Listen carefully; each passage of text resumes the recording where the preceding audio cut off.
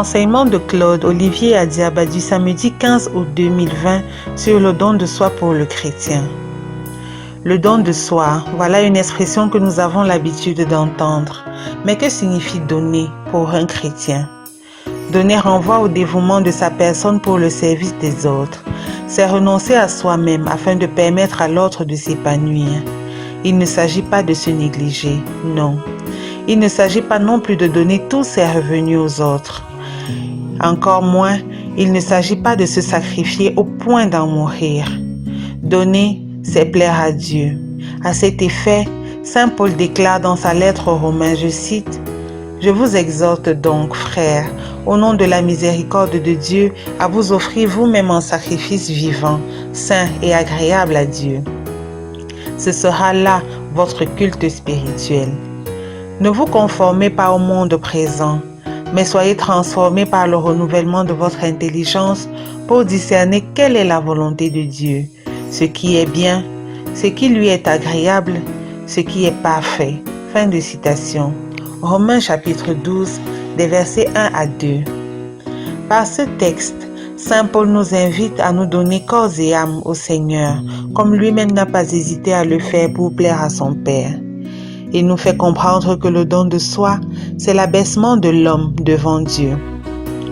Parlant de Jésus, la Bible déclare à cet effet, je cite, « Lui qui est de condition divine n'a pas considéré comme une proie à saisir d'être l'égal de Dieu, mais il s'est dépouillé, prenant la condition de serviteur, devenant semblable aux hommes et reconnu à son aspect comme un homme, il s'est abaissé, devenant obéissant jusqu'à la mort sur une croix. » Fin de citation. Philippiens chapitre 2, des versets 6 à 8.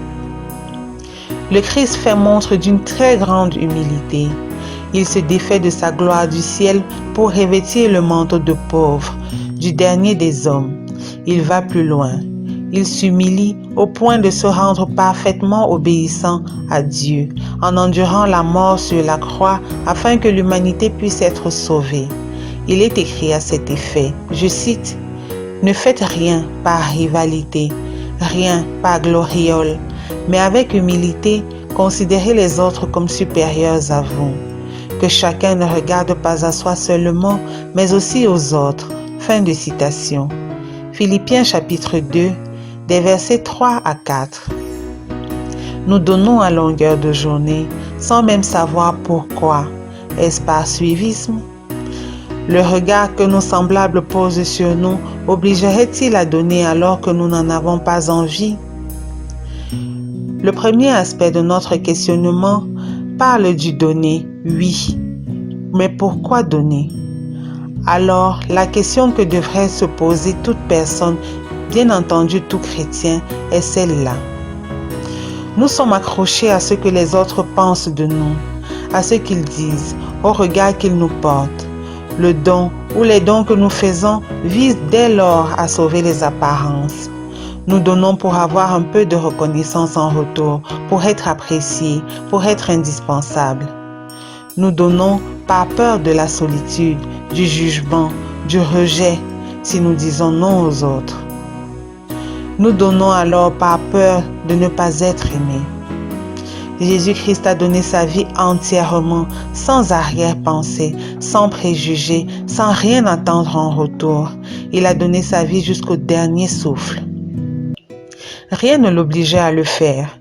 Il a donné sa vie par amour pour les hommes. Il a offert à Dieu sa propre personne comme une victime vivante et sainte. La Bible déclare à ce sujet, « Je suis le bon berger. » Le bon berger se dessaisit de sa vie pour ses brebis. Le Père m'aime parce que je me dessaisis de ma vie pour la reprendre ensuite. Personne ne me l'enlève, mais je m'en dessaisis de moi-même. J'ai le pouvoir de m'en dessaisir et j'ai le pouvoir de la reprendre. Tel est le commandement que j'ai reçu de mon Père.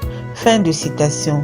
Jean chapitre 10, verset 11 et des versets 17 à 18. Donner sa vie à Dieu, c'est se dessaisir de nous-mêmes, de notre orgueil, de nos préjugés, de notre égoïsme, de notre envie de dominer les autres. C'est fuir le péché. Faire le don de soi, c'est changer de mentalité, c'est penser positivement, c'est lutter contre nos mauvaises habitudes, c'est fuir le péché. Donner sa vie à Dieu, c'est apprendre à comprendre les autres, à être patient avec eux, c'est pardonner, c'est trouver une excuse à son prochain quand ce dernier est dans la faute, c'est tendre la main à qui est en difficulté, c'est s'aimer et aimer sans intérêt. Quand nous avons de l'amour dans le cœur, nous sommes capables de dire non avec amour. Si quelque chose ne nous convient pas, nous n'avons plus peur de la solitude, ni de ne pas être aimés. Nous donnons avec le cœur ouvert, sans espérer de reconnaissance, sans attendre de remerciements. Nous donnons dans le seul but de faire plaisir, sans nous épuiser. Nous donnons volontairement. Nous donnons pour redonner espoir, pour consoler, écouter et réconforter. Nous donnons pour que l'autre reçoive à son tour tout cet amour, toute cette vie que Dieu nous a transmise à travers son Fils, notre Seigneur Jésus-Christ. À cet effet, il est écrit, je cite, « Voici mon commandement. Aimez-vous les uns les autres comme je vous ai aimés.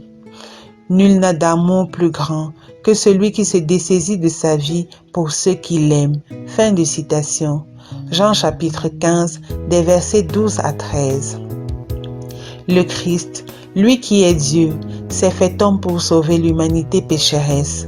Voilà le sens que nous donnons au don de soi, un amour inconditionnel et sans limite. Le deuxième point de notre interrogation parle du don de soi en tant qu'acte volontaire ou obligatoire. Qu'en est-il? Je cite, « Vous, frères, c'est à la liberté que vous avez été appelés.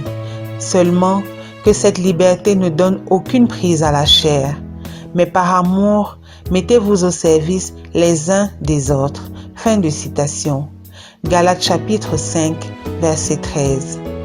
Cet extrait biblique nous donne un premier aperçu de notre relation avec Dieu. Nous sommes libres. En d'autres termes, le don de soi est un acte volontaire, dénué de toute contrainte, puisqu'il s'agit d'un acte d'amour. Saint Paul déclare dans sa lettre à Timothée, je cite, « Car il n'y a qu'un seul Dieu, un seul médiateur, aussi entre Dieu et les hommes. Un homme, Christ Jésus, qui s'est donné en rançon pour nous. Tel est le témoignage qui fut rendu au temps fixé. » Fin de citation.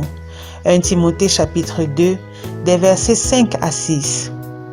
Nous voulons insister sur la phrase, je cite, « Christ Jésus s'est donné. » Fin de citation. C'est dire que le Christ a pris une décision en sachant ce qu'il attendait. Rien ne l'obligeait à le faire. Il a tout perdu par amour pour nous, sa gloire, sa réputation, sa vie, pour nous racheter de la mort éternelle. Jésus nous apprend la gratuité. Il donne sa vie. C'est un don qu'il a fait à l'humanité, le don de Dieu. Le Christ renonce à lui-même pour que nous ayons la chance de nous rapprocher de Dieu.